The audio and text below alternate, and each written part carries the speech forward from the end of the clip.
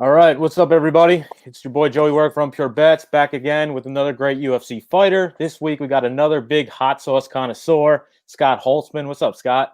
What's up, Joey? Thanks for having me, man. Absolutely. So first off, this week's episode is kind of dear to my heart. I kind of grown the nickname Hot Sauce myself from my peers on Run Pure Bets. So obviously you're a big hot sauce guy, and I seen you did a Hot Ones challenge with a previous guest on our show, Sandhagen. And I know you had a couple different nicknames before, but how did you end up with the nickname Hot Sauce? Probably the same as you, man. Just friends, inner circle. Noticed I was eating hot sauce on everything, and one of those guys came to the gym and started calling me that. A lot of people try to give you silly nicknames in the beginning, like Killer and Axe Murderer, shit like that. That's not really me. So I was like, all right, I do eat a lot of hot sauce, and it's got a good ring to it, so I'll stick with it. All right, sweet. Well, additionally, I am currently sponsored by Sauce Bay Hot Sauce, what I got right here, which is all natural, low sodium, vegan friendly, gluten free hot sauce. It was featured on season 9 of Hot Ones. I'll send you a couple bottles. I'll get your information afterward, and I'll send you a couple bottles because I definitely like to hear your reviews on the sauce as well.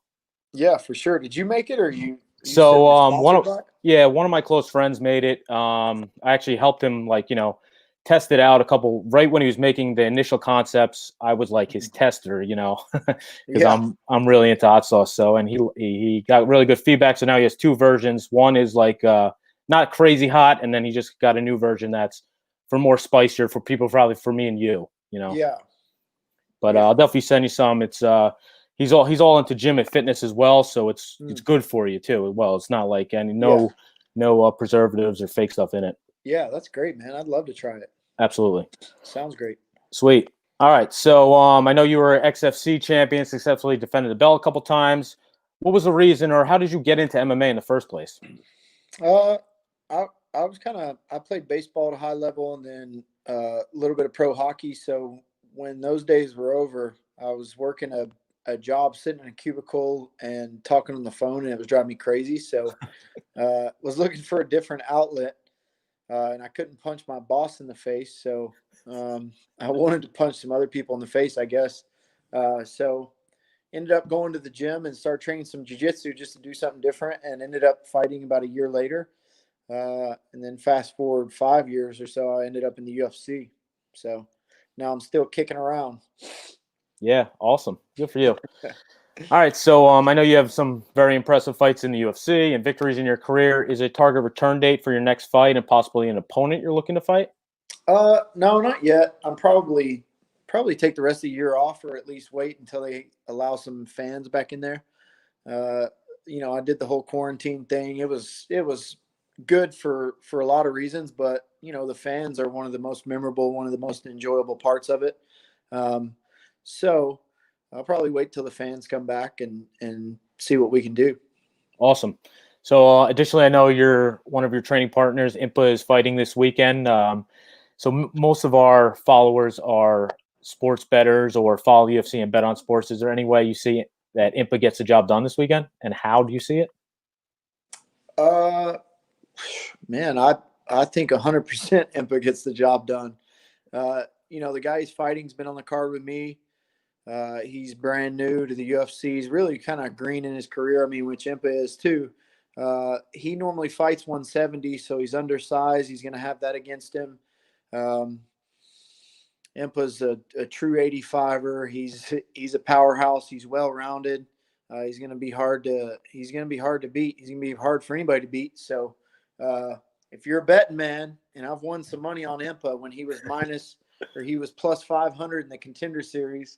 I did win some money. Awesome. But the cat's out of the bag now. So, yep. So a lot of people know he's going to be a big time favorite, I'm sure. But I don't think there's any way he doesn't get it done. Awesome. Hey, you guys heard that here first from a little inside information there. So if it's all right with you, I'm going to run through the main card for tomorrow, and we'll get your thoughts on the main card. Yeah. Okay, cool. So the first fight on the main card is heavyweight bout between Tom Aspinall and Alan Bordeaux. Aspinall fought 2 months ago on Fight Island. He knocked out Jake Collier 45 seconds into the fight. This will be his second UFC fight.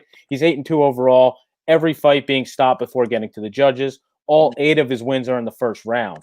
As for Alan Bordeaux, he's been fighting out of Japan his entire career. This is his first UFC fight. He also has 9 professional wins, and they all have been stopped before the final bell as well. He's another guy who likes to keep his fights on the feet. So I highly doubt the judges get to see this one. But what do you think about the first main card fight? Man, that's tough. I don't really know either one. I've seen some build up on the first guy. What was his name again? Aspinall. Yeah. Aspinall. Yeah. I've seen some build up on him. I know he's, they said his dad has had him in mixed martial arts for a long time. So, and he had an impressive knockout. I have seen him. So I'm going to go with him. Awesome. Yeah, I'm on the same side with you there. All right, so the next fight is Marcus Perez versus Dricus du Plessis. Marcus he has 6 UFC fights. He's alternated wins and losses in each of them.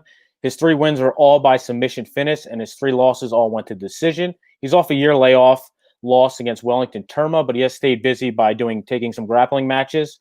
Another great grappler and kickboxer, du Plessis, gets his first UFC fight after fighting the majority of his career in South Africa. He was a former champion in 2 different organizations, is 14-2 overall, and has finished all 14 of his wins, 9 by sub, 5 by knockout. What do you think about the second fight on the main card?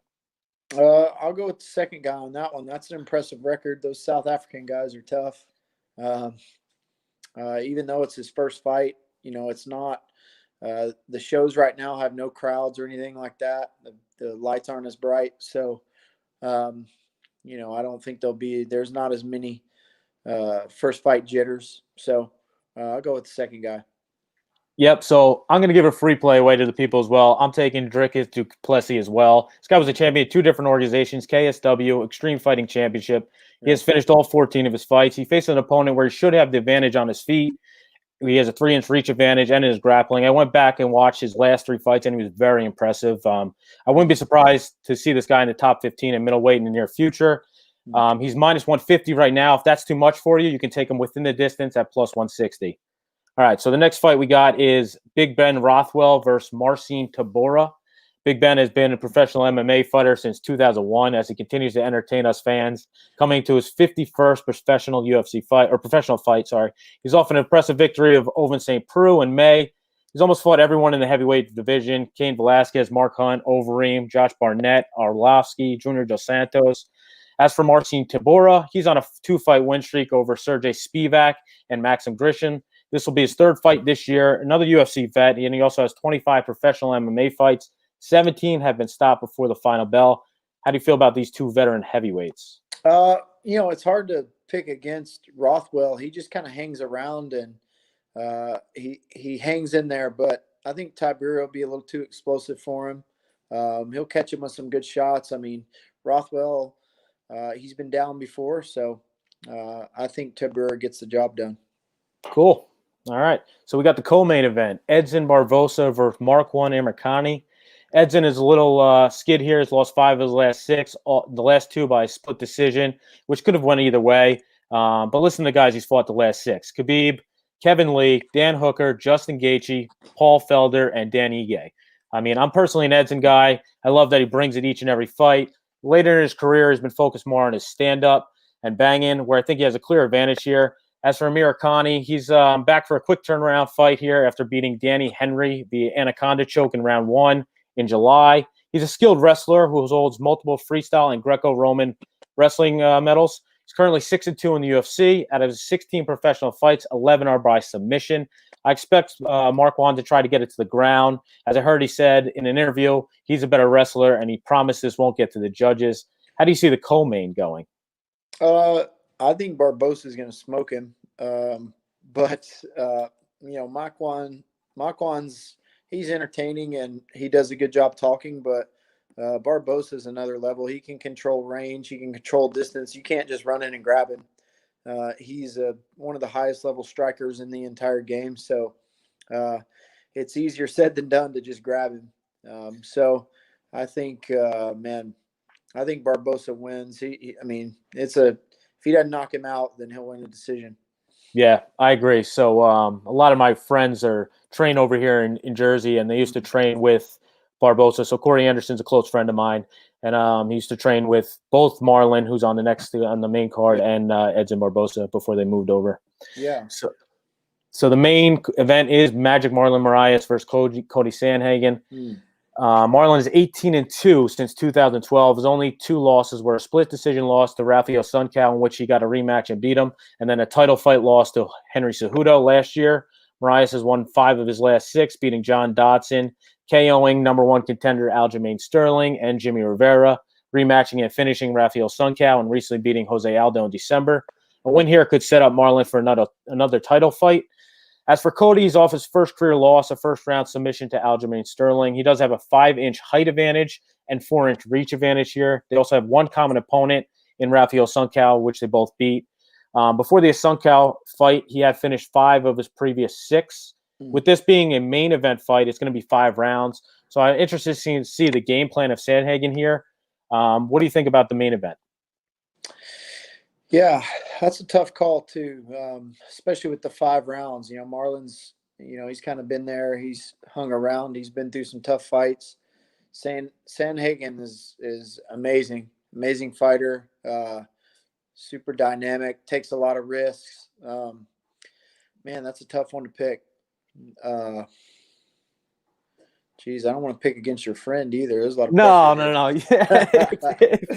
No, it's not even about that. We're just, we're shooting the shit. Yeah, I just feel like that's a pick'em fight too. I don't feel like, Sandhagen's so dynamic. He could catch him with something at any minute. He'll throw some flying knees and stuff like that.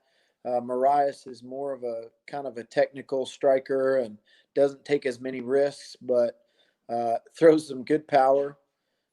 He did gas himself out against Cejudo in the first round. I mean, he could possibly do that here. Especially because Sandhagen's a tough target. He kind of switches stances. He moves in and out, side to side. He's tough to hit. But I think I'm going to go with Sandhagen. I think his movement and just overall all of his tools will be a little too much for Marlon. But with that being said, I could see Marlon winning too. Yeah, I agree. I think the longer it goes, the better chance that Cody has to win the fight. Yeah. So I really appreciate you coming on our show, Scott. Is there anything you like to plug, or can you let our followers know where they can find you on social media? Yeah, Scott Hot Sauce Holtzman on social media, and man, appreciate you having me on anytime. I'm not the best better, but when it's a sure thing, I'll get on there. Try to make some money. Awesome. Yeah. So we'll definitely be rooting for you in the future. I really appreciate you coming on, man, and good luck with everything. Yeah, thanks, Joey. Thanks for having me, man. We'll talk to you soon. Yeah, thanks again, buddy. Yep, bye. Appreciate it. Sweet. Another great week, another great guest. I got another hot sauce connoisseur on the show, man. I was pumped up that he agreed to come on the show. I'm definitely going to send him some Sauce Bay. He deserves it. All right, so, don't forget to catch us live betting the whole UFC Fight Night. I definitely have a couple looks I like on this card. I think this card is much better than last week. Subscribers only Sunday, NFL football week 5. That means money in your pockets. To gloat, Jay is currently 27-11 plus 17.5 units through 4 weeks. I mean, check out the fucking website, runpurebets.com. We're making everybody money. You get all our handicappers picks for the weekend going forward. If you want to dip your foot in the water, $20 a week. Hit the like button. Make sure to hit the like button. Hit the subscribe button to the Run Pure Bets YouTube channel. If you aren't yet, go follow Run Pure Bets on Twitter. Follow Joey Work on Twitter.